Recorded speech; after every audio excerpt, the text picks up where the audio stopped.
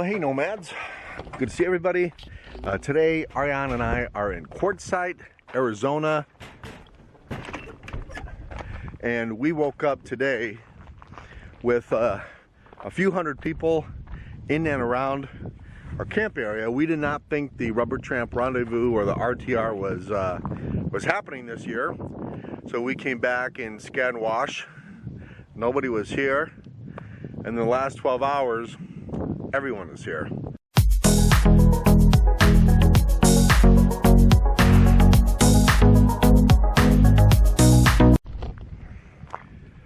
So apparently the Rubber Tramp Rendezvous is alive and well back in Scaddan Wash, where the original Rubber Tramp Rendezvous was. So for those who don't know what a Rubber Tramp Rendezvous is or what the RTR was, the RTR was really the brain of a get-together, brainchild of a get-together that brought nomads together, van lifers, small RVers, minimalists out to Quatrzite in the desert, and that was all put on by Bob Wells.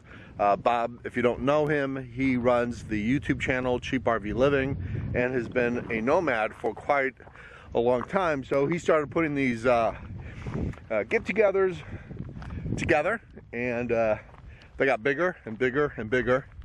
I was here in 2019, and Ariane and I came out here just in the van before we were towing the Airstream, and it was a lot of fun. We learned a lot, but apparently that had changed because of permit issues, and so Bob didn't put it on last year. And of course this year, because of the pandemic, you couldn't get 5,000 people together. That would not look good, but they're all back here. We're gonna go and check it out and look around.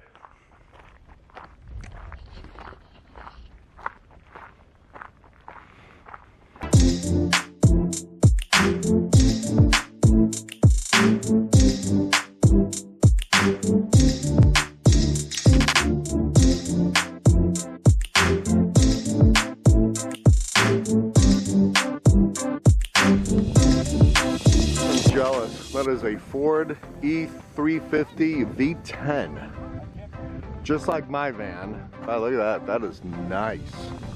Holy cow. I am so jealous.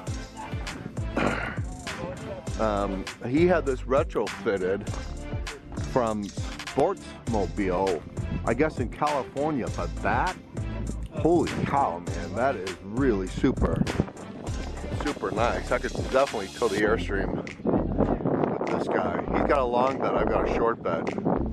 But ooh, boy, that is nice.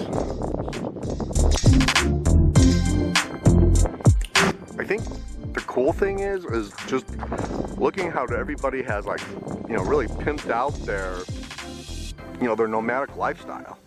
And they've just been able to retrofit and fix stuff that fits them and meets their needs, which is really cool.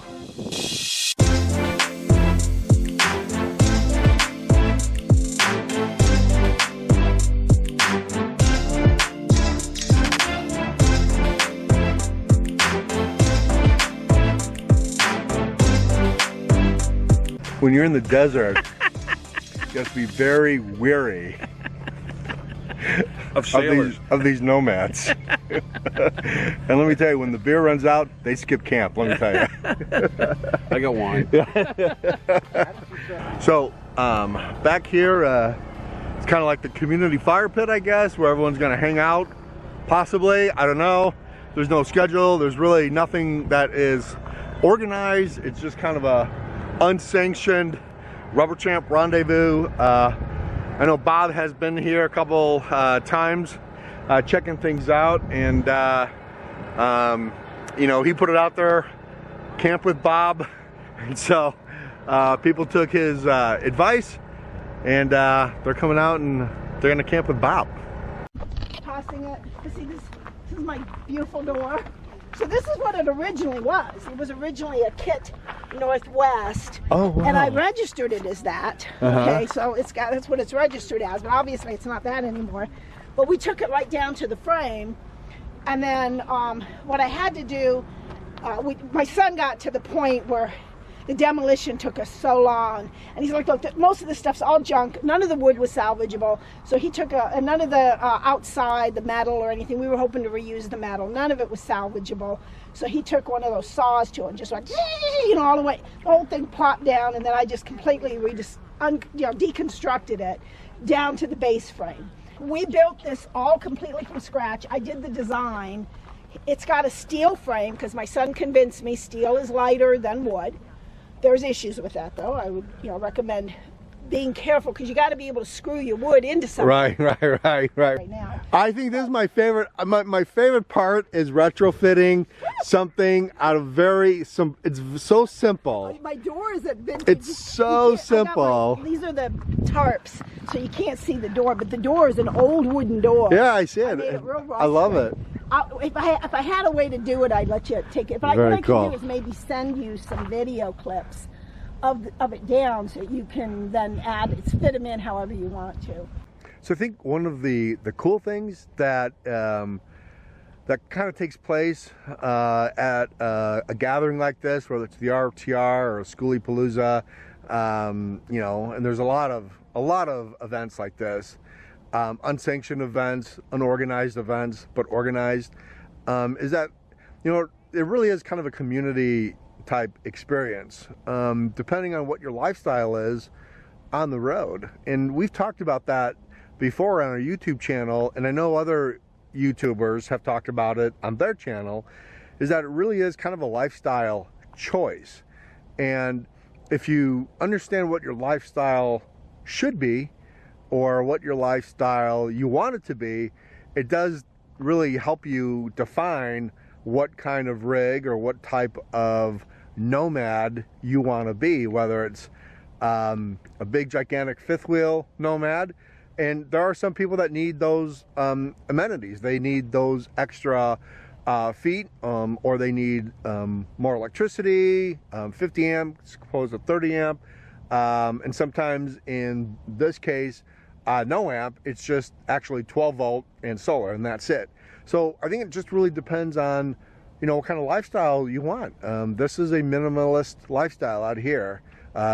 These vanners and some small RVs, pop-ups, vans, it's a very minimal lifestyle. So if you can kind of do without, this may be your lifestyle. So the other day I ran into some other YouTube channels, Papa Drew, New Horizons, and Traveling Robert. And Traveling Robert actually came out to the Airstream and did a video on the Argosy, which was really cool.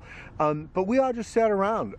We had a huge campfire, a lot of community, a lot of good people. We had a really super good time. The technology that Traveling Robert brought was just amazing. A DJ all the way from New Jersey was streaming music to Quartzsite, and we had this huge dance party. I should have been a cowboy. I should have learned to roll around. Wearing my 6-shooter, riding my pony on the cattle drive, stealing a young girl's heart.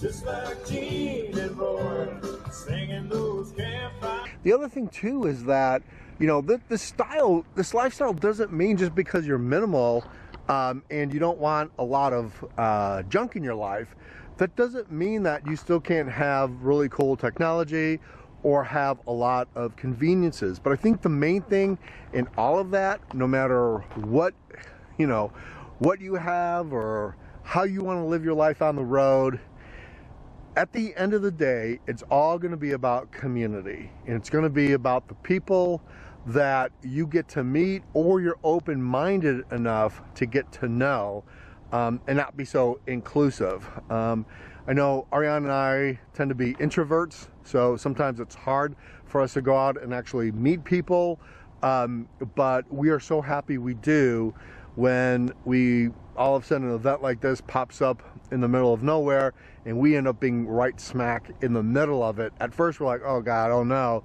But then after meeting people and getting to know people, It's just been so much fun. So I'm curious to know, what kind of nomad are you? Are you a van lifer, fifth wheeler? Are you a camper trailer? Are you a pop-up tent? Are you a van lifer? I'd love to know, what kind of nomad are you? Especially, you know, for us who've been backpacking for a long time, minimalism is not really a hard thing for us. We did long distance hike in a 50-liter backpack. So from there, everything is a step up. For a long time, I was a backpacker living in a backpack. So what kind of nomad are you? I'd love to know. You just post in the comments right here. We're gonna get going. Thanks for watching, everybody. If you like this video, please give it a thumbs up and subscribe. We could really use your support. So we'll see you on the road. Talk to you later. Bye.